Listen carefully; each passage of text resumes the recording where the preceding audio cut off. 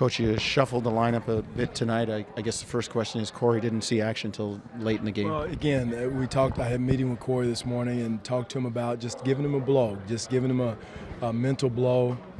He's been struggling as far as plus minus and his play. And Fred's been playing well, just want to give him an opportunity. So Corey knew going in the situation that, we didn't expect Pat to go down and be another man down. So I thought Fred came in and did an excellent job. It's nothing Corey's done wrong. It's nothing he's not in the doghouse. There's no such thing as a doghouse, but just be ready to play.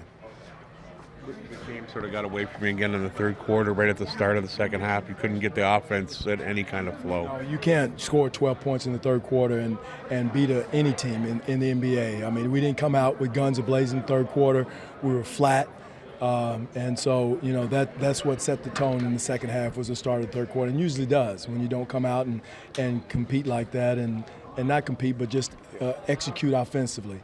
Had some guys out of position, but that's no excuse. We have enough offense in for us to be able to get some things done and score some points. You talked about a mental blow for Corey as much as anything. Are you sensing other guys might need mental? Well, again, this last 2-3 weeks has been that time of year for everybody, but we're all professionals. So it's one thing we have to concentrate on is basketball.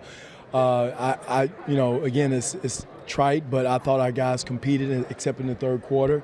I think we lost a little edge or a little gas when we saw that Pat wasn't going, but again, that's the NBA, and but I think that it will help Corey in the long run, and it's going to help us also to develop Fred, and at some point get Dwane and Jakob in there. So again, we just have to regroup, get everybody healthy, get everybody back on the same page, and go from there.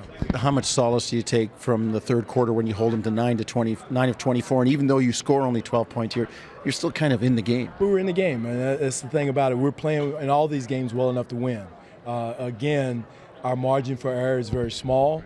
And, once our guys understand that and pick that up as far as a bad shot here, a bad defensive possession there, breaks you back at the end. So every possession is important, no matter what time of game it is. And, we've got to recognize that, and, especially guys coming in who's getting a few minutes, you've got to make those minutes count. Don't count your minutes. Is there any further update on Pat, or just? Yeah, I got to find out, Eric. He started out and just couldn't go, and so that's when we had to substitute for him. No, I think it's a same injury. What do you attribute some of the struggles in the paint tonight, especially offensively? You guys did a good job, it seemed, getting into the paint and scoring in the first half. Second half, it kind of dried up.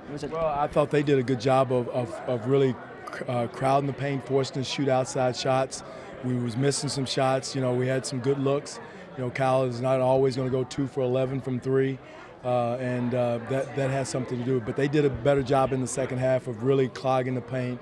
Ibaka coming, Vucevic was coming over, Biz was coming over, and did a good job of protecting the paint in the second half.